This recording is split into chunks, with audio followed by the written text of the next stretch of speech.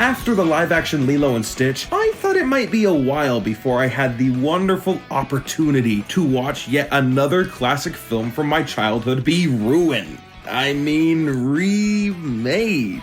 Luckily, Universal is here to pick up the slack. Phew.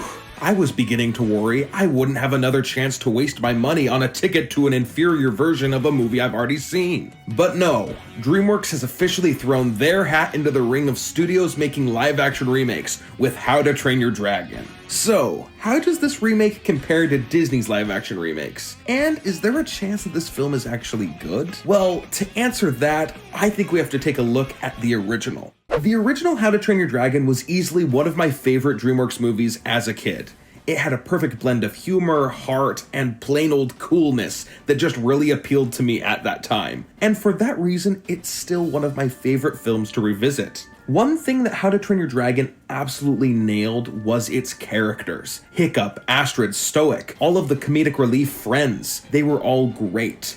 It really helps that Hiccup is such a fun main character to follow. He immediately sucks you into this movie's crazy world. Yes, he's a dorky loser, but he's also really witty and resourceful and creative. He has a lot of layers that make him a great protagonist. If I'm being completely honest, a lot of the reason I like Hiccup so much is because of his voice actor. Jay Baruchel did such a good job of bringing him to life. Something about the way he delivers all of his lines just gives him so much personality. The story in this movie is also great. Sure, it's simple, but if anyone knows how to make a fish out of water story with a weirdo main character and a lovable animal sidekick, it's the directors of this movie, Chris Sanders and Dean DeBlois, who just so happened to also direct the original Lilo and Stitch. If I had a nickel for every time a beloved animated movie directed by Chris Sanders and Dean DeBlois was remade in 2025, I would have 2 nickels, which isn't a lot, but it's weird that it happened twice. I'm sorry, that was a terrible impression. Okay, I can't bring up the original How to Train Your Dragon without also bringing up its soundtrack.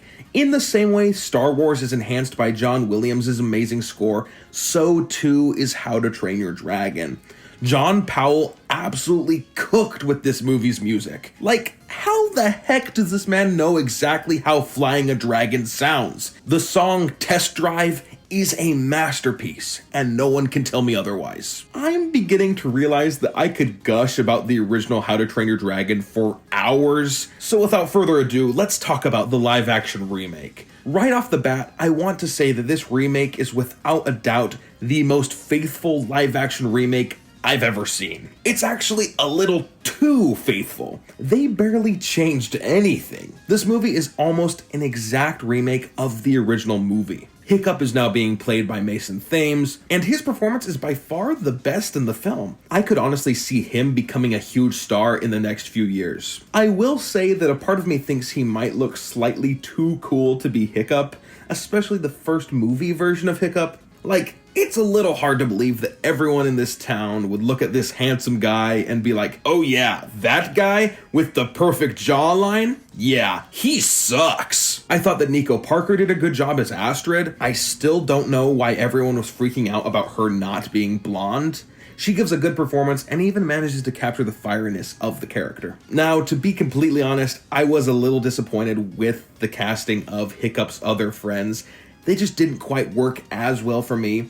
I will admit I did like Fishlegs. I thought he embodied the character well, but Snotlout and the twins just didn't do it for me. Because this movie so closely follows the original, that means that I can directly compare their performances to the original ones.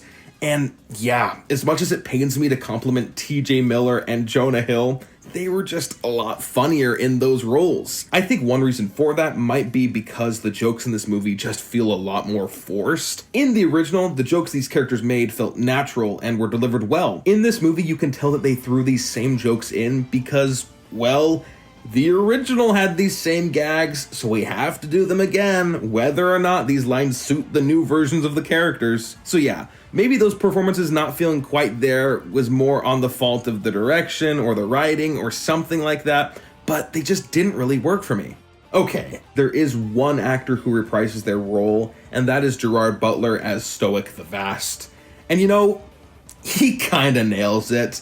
I'm honestly very impressed by how he was able to play this character in animation and live action. They did a great job of still making him imposing, even without being able to accentuate his features like they could in animation, but I will say there is a part of me that always thinks it's a little funny when a live action version of a movie brings back the same actor as the first, because it doesn't really leave much room for a new interpretation of the character. Like, for example, the Moana remake is gonna have Dwayne "The Rock" Johnson back as Maui, and my reaction to that information is, cool, I guess. But we've already seen him play that character, so why should I go see it again? Moving away from the actors and the cast, Toothless was done really well. I think they did a great job of making him realistic without completely changing his design and making him look scary like some of the Disney live-action remakes have done with their animal characters. I did want to mention that this movie looks really good. In some ways, it looks better than the original, largely because the original was made in 2010, and its animation does look a little dated now. There were a number of shots that I genuinely thought looked impressive. Now, were most of those shots stolen from the original? Maybe.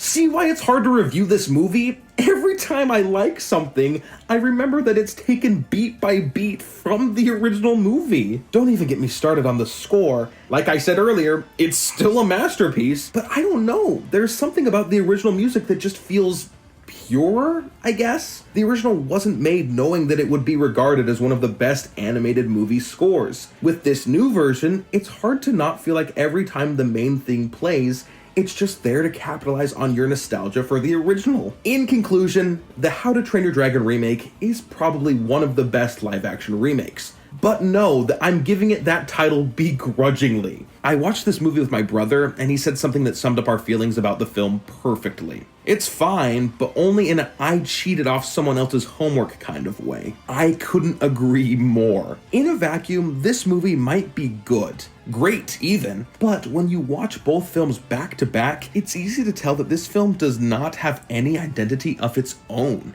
This movie doesn't have the soul of the original, and it certainly doesn't have the same artistic integrity. It's clear that the only reason that this movie exists is to capitalize on nostalgia, and for that reason, I can't say that I recommend it, even if it doesn't contain anything horribly offensive like some of the other live-action remakes I've seen. In my opinion, if you want to experience How to Train Your Dragon again, just go watch the original. It has better performances, and far more passion and creativity put into it. Maybe it's naive, but I really hope that DreamWorks can stick to animated projects rather than following in Disney's footsteps of creating middling remakes. Unless they make a live-action Shrek 2, in which case, DreamWorks, please hire me to play Human Shrek.